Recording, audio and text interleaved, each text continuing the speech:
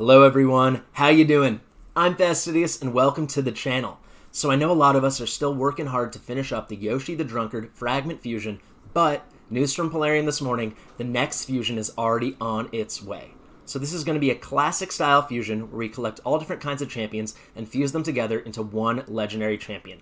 Now, the champion in question, you might have seen above, is Underpriest Brogni. He's a legendary support type champion from the Dwarves faction. And let me tell you, he's fantastic. So I think what we're going to do, we're going to go over his kit together, then I'm going to give my thoughts on what content he'll be best utilized in, and finally, if he's a fusion you specifically should go for. So let's hop in. Fastidious. Fastidious. First off, as always, I want to give props to the Polarium design team. The aesthetic on this guy is looking really sharp. Underpriest Brogni, kind of a similar vibe to the newest legendary before him, Samar Gemcurse, where he has these gem-laden attire, gem-infused weapons, very unique, and it's nice to see that there's like a cohesive kind of aesthetic to the Dwarf faction as a whole. He's also got a mace, which I think is a weapon I've only ever seen in the Dwarf faction before. I know a Rearguard Sergeant comes to mind, and also Bulwark, the Void Rare champion. So really cool looking champion, but let's see what his kit is all about. So the A1, Deep Crystal Scourge. Attacks one enemy, has a 45% chance of placing an HP burn debuff for 2 turns. So for an A1, I think it's really cool.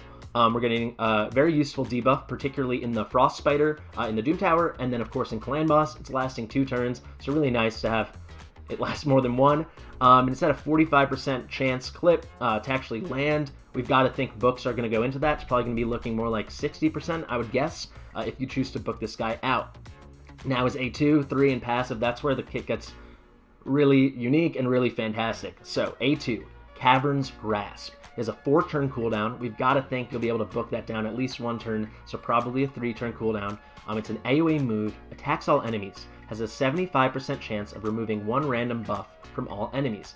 Also has a 75% chance of removing 1 random debuff from all allies. Increases the value of shield buffs on all allies by 30% of the damage inflicted. So a lot going on there. Let's break it down. First off, we have the 75% chance to remove a random buff from enemies and a 75% chance to remove a random debuff from allies.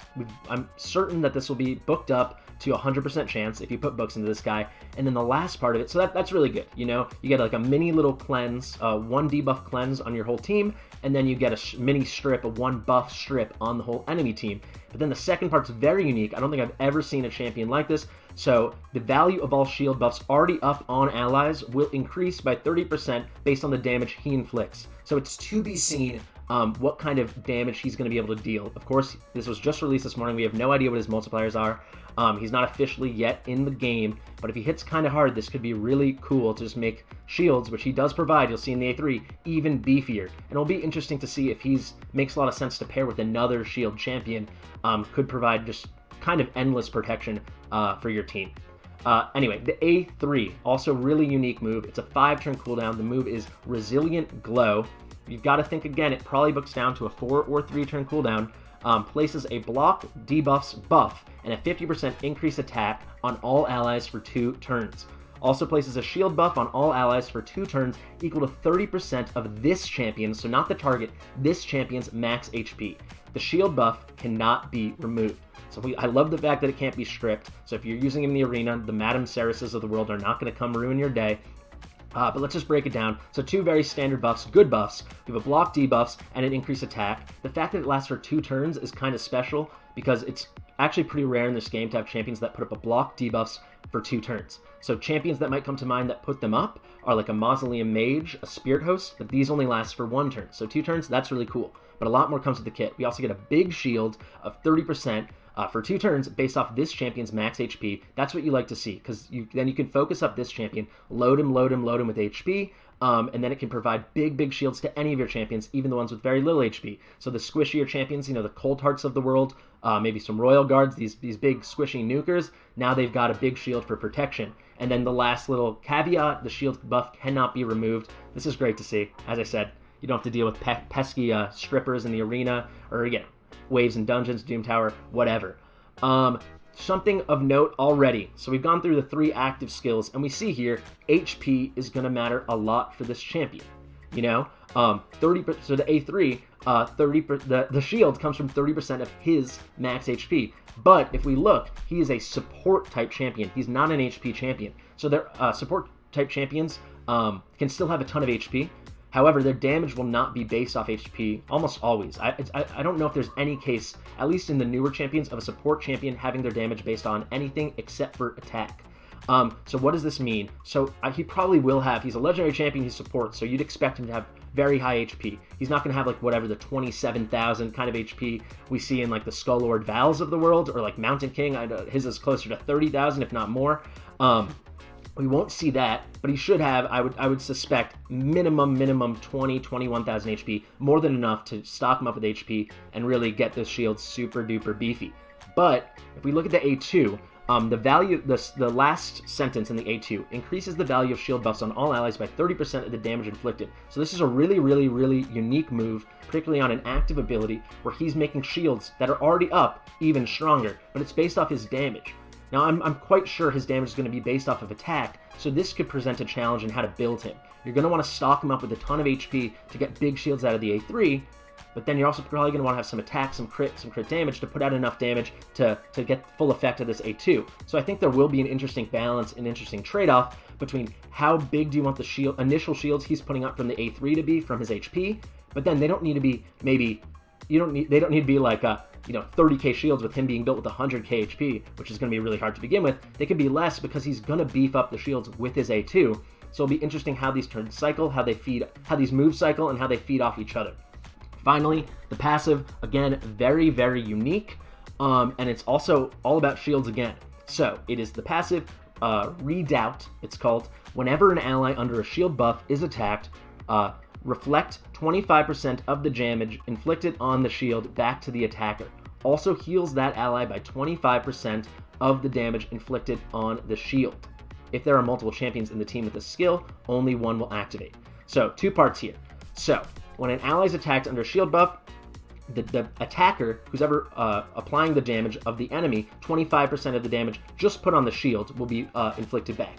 So if your ally, if the shield's not that big, it breaks through the shield immediately and then they kill the ally too, everything post-shield, that will not be reflected. But if you have a big meaty shield and they take out that whole shield, the whole value of the shield, 25% of that, boom, back at the attacker. Or if they only chip away at the shield, probably won't be a big hit, but at least you still have the shield up, and then they get a little bit of reflect damage, a little damage back at them.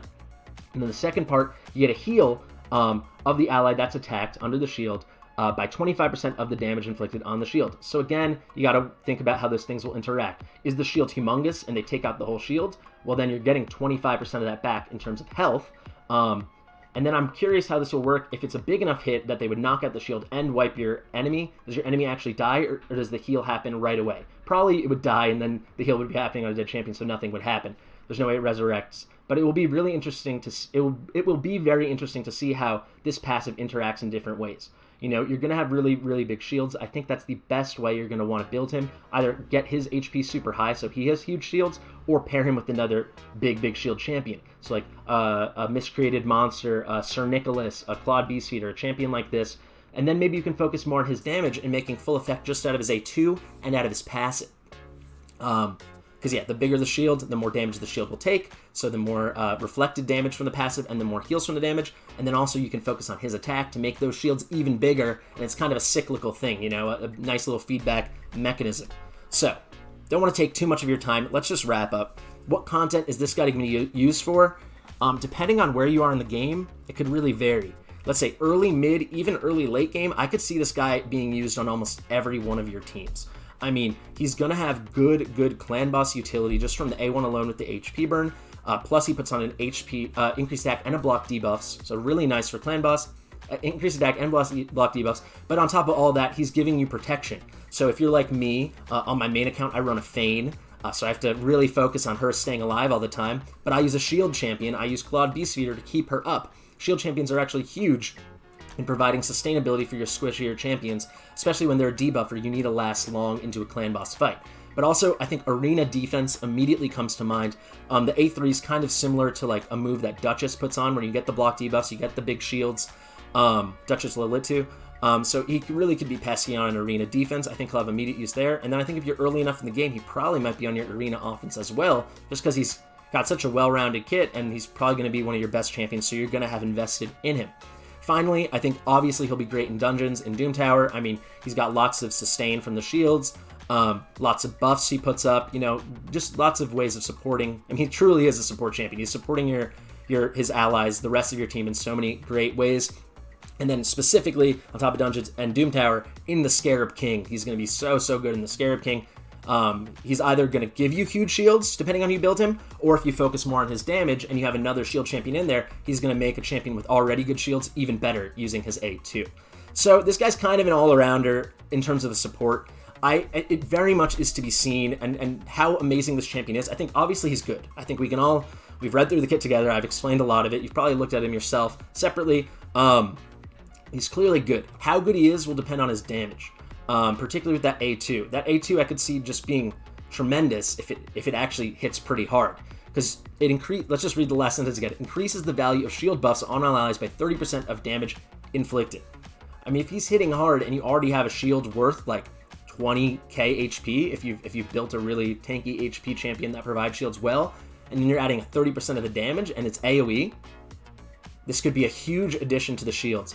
And then, so yeah, let's recap. So early game players, I think he'll be used on every single one of your teams. Mid game, it might be more pick and choose. I think for sure he'll be in Doom Tower and Scarab King, probably in tons and tons of dungeon teams until people are speed running dungeons. And then I think arena defense, that's where he comes in kind of the whole way through. I think he would still be great for a late game player, even closer to end game player in arena defense. And keep in mind, I've not done this accidentally. I've yet to mention Faction Wars, because this is where he's kind of a no-brainer. This is why, and we're moving into the last question, which I said at the beginning, is he a fusion you should go for? Well, that question basically is yes.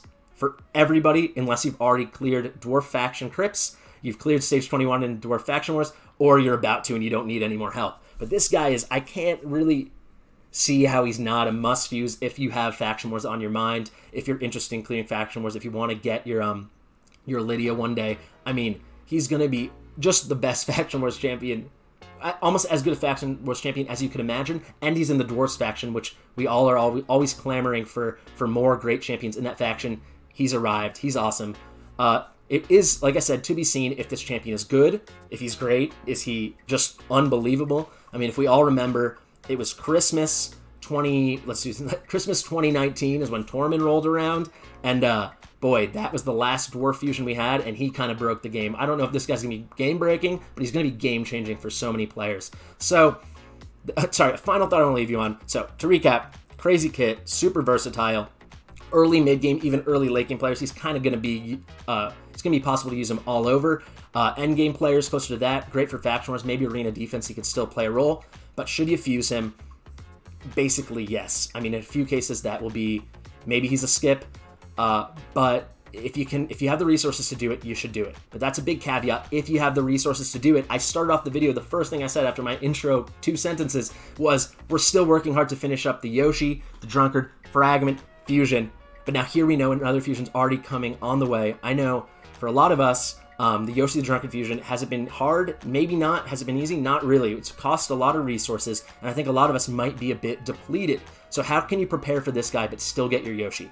Well, priority number 1, finish your Yoshi. So if you have to use a couple extra gems, a couple energy refills sitting in your inbox, some stagnant energy of lying from tournaments or maybe from referral accounts, something like that, don't be afraid to use it if you have to. However, I would recommend you don't push your resources 1 inch, not 1 inch further than you have to if you're going to go for this guy.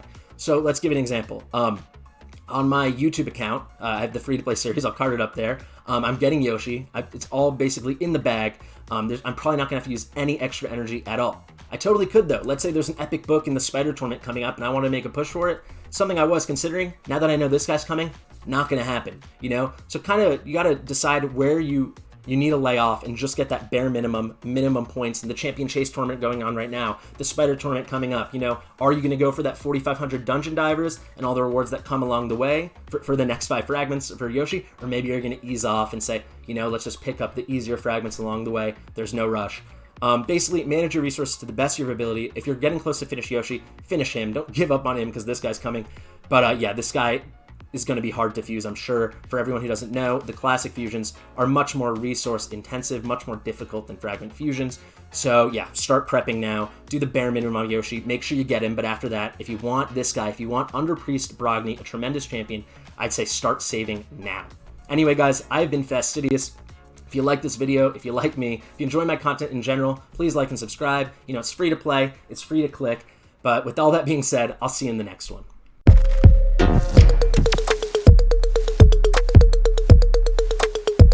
Fastidious.